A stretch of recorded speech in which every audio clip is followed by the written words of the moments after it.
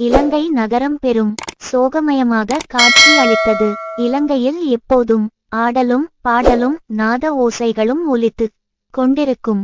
ஆனால் இன்று நகர் முழுவதும் அழுகுரல் மட்டுமே ஒலித்து கொண்டு இருந்தது. இலங்கையில் தங்கள் கணவர்களை இழந்த அரக்கர்கள் தலையை விரித்து ஒருவரை ஒருவர் கட்டிப்பிடித்து அழுது கொண்டிருந்தனர். தங்கள் மார்பிலும் தலையிலும் அடித்து கொண்டனர். இந்த அழுகொலியை கேட்டு இந்திரஜித் திடுக்கிட்டான். ஏன் இந்த அழுகுரல்? என்ன நிகழ்ந்தது? இராமனிடம் தோற்றுவிட்டானா? இல்லை அந்த அனுமன் இலங்கை நகரை பெயர்த்து எடுத்துவிட்டானா? இந்த அழுகுரலுக்கான காரணம் என்ன என்று தன் பக்கத்தில் இருந்தவர்களிடம் கேட்டான். அவர்கள் இந்திரஜித்திடம் சொல்ல அஞ்சி நடுங்கினார்கள். பிறகு அவர்கள் பயந்து கொண்டு, அசுர குலத்தின் வேந்தனே, தம்பிகளான அதிகாயன், நிகும்பன், கும்பன் முதலியவர்களை இலட்சுமணன் அழித்து விட்டான் என்றனர். இதை கேட்ட இந்திரஜித் பெருங்கோபம் கொண்டான். இருப்பினும் தம்பிகளை இழந்துவிட்ட அவன் மிகவும் வருந்தினான். உடனே அவன் இராவணனின் மாளிகைக்கு விரைந்து வந்தான். அங்கு துயரத்தில் இருக்கும் இராவணனை பார்த்து வணங்கினான். பிறகு அவன், தந்தையே, ஏன் இலங்கை நகரம் முழுவதும் அழுகுரலாக கேட்கின்றது? இங்கு என்ன நேர்ந்தது என கேட்டான். இராவணன், மகனே இந்திரஜித், உன் தம்பிகளான அதிகாயன், நிகும்பன், கும்பன் போரில் மாண்டு விட்டனர் எனக் கூறினான். இதை கேட்டு இந்திரஜித் மிகவும் கோபங்கொண்டான். தந்தையே, தாங்கள் அறிவை இழந்து விட்டீர்களா?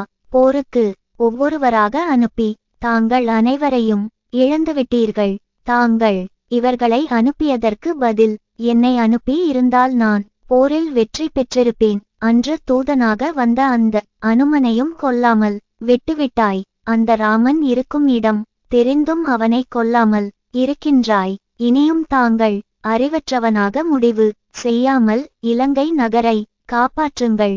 என் தம்பிகளை கொன்ற அந்த இலட்சுமணனை நான் கொல்வேன். இல்லையென்றால் நான் இலங்கை நகருக்குள் நுழைய மாட்டான். இப்பொழுதே நான் போருக்குச் செல்கிறேன் என்றான். இராவணன், மகனே, நீ சொன்ன இந்த வார்த்தைகள் எனக்கு ஆறுதலாக இருக்கிறது என்றான். பிறகு இந்திரஜித் இராவணனை வணங்கிவிட்டு போருக்கு செல்ல ஆயத்தமானான். தன் படைகளை திரட்டிக் கொண்டு வில்லை கையில் ஏந்திக் கொண்டு போருக்குச் செல்ல தந்தையிடம் விடை பெற்றான். இராவணனை இந்திரஜித்தை மார்புடன் தழுவிக் கொண்டு வெற்றியுடன் திரும்புவாயாக என கூறி வழியனுப்பினான். இந்திரஜித்துடன் சென்ற படைகள் எண்ணில் அடங்காதவை. இராவணன் போரில் தன் மகன், தம்பி உள்பட பலரை இழந்தான். இருந்தாலும் அவன் பின்வாங்காமல் தன் மகன் இந்திரஜித்தை போருக்கு அனுப்பி வைத்தான். ஆனாலும் ஏனோ இராவணனின் மனம் பயந்தது. தன் மகனையும் இழந்து விடுவோமோ என்று மனம் கலங்கினான். போரில் பல உயிர்களை இழந்து இப்போது தன் மகனையே பலி கொடுக்க அனுப்புகிறோமே என்று அஞ்சினான் இராவணன். இராவணன் போரில் தன் மகன் இந்திரஜித்தை இழந்துவிடக் கூடாது. அதே சமயம் இராமனையும் வீழ்த்த வேண்டும். அதற்கு என்ன செய்யலாம் என யோசித்தான். தன் மகன் இந்திரஜித் ஸ்ரீபிரத்தியங்கிரா தேவி பக்தன் என்பது அவனுக்கு ஞாபகம் வந்தது. உடனே இந்திரஜித்திடம், நீ ஸ்ரீபிரத்தியங்கிரா தேவியின் பக்தன்.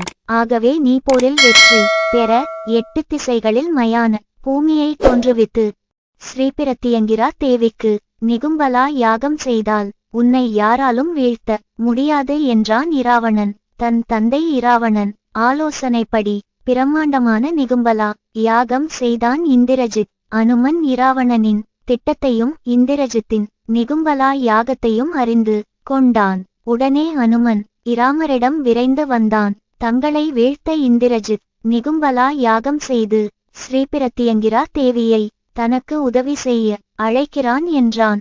அனுமன் இதை கேட்ட இராமர், அனுமனே, நீ கவலை கொள்ள வேண்டாம். தேவி பிரத்தியங்கிரா எப்போதும் நல்ல முறையில் நடப்பவர்களுக்குதான் துணையாக இருப்பாள். நேற்று வரையில் இந்திரஜித் நல்ல முறையில் ஸ்ரீபிரத்தியங்கிரா தேவியின் பக்தனாக இருந்து வந்தான். அதனால் அவனுக்கு தேவி துணையாக இருந்தாள். ஆனால் இன்றோ அவன் தவறான செயலுக்கு தேவியை துணைக்கு அழைக்கிறான். நிச்சயமாக அவன் ஸ்ரீபிரத்தியங்கிரா தேவியின் அருளை பெற மாட்டான் என்று கூறினார். பிறகு இராமர் ஸ்ரீபிரத்தியங்கிரா தேவியை மனதால் வணங்கி நல்ல எண்ணத்தோடு பூஜை செய்தார். முற்றுப்புள்ளி. இராமர் மற்றும் இந்திரஜித் இருவரும் ஸ்ரீபிரத்தியங்கிரா தேவியின் பக்தர்கள். இருவரும் தேவியின் அருளுக்காக கடுமையாக பூஜை செய்தனர். இவர்களில் யாருக்கு ஸ்ரீபிரத்தியங்கிரா தேவி துணையிருந்து உதவி செய்வாள் என்று தேவலோகமே ஆர்வத்துடன் பார்த்து கொண்டிருந்தது. ஸ்ரீபிரத்தியங்கிரா தேவி இந்திரஜித்தின் முன் தோன்றினாள். இந்திரஜித், நீ மிகச்சிறந்த என்னுடைய பக்தன். முற்றுப்புள்ளி. உன் தந்தை இராவணனின் தீய எண்ணத்துக்கு நீ துணை போகலாமா? தீய எண்ணத்துக்காக நீ எவ்வளவு நிகும்பலா யாகம் செய்தாலும் நான் உனக்கு துணையாக இருக்க மாட்டேன். இருந்தாலும் நீ என் தீவிர பக்தனாக இருப்பதால் உலகம் இருக்கும் வரை உன் புகழ் இருக்கும். நீ யாகம் செய்த இந்த இடமும் உன் புகழ் பேசும் என்று ஆசி வழங்கினாள் தேவி. பிறகு ஸ்ரீபிரத்தியங்கிரா தேவி இராமர் முன் தோன்றி, உன் பூஜைக்கான எண்ணம் மிகவும் சிறந்தது. இந்த போரில் நீ வெற்றி பெறுவாய். நான் உனக்கு துணையாக இருப்பேன் என கூறி மறைந்தாள்.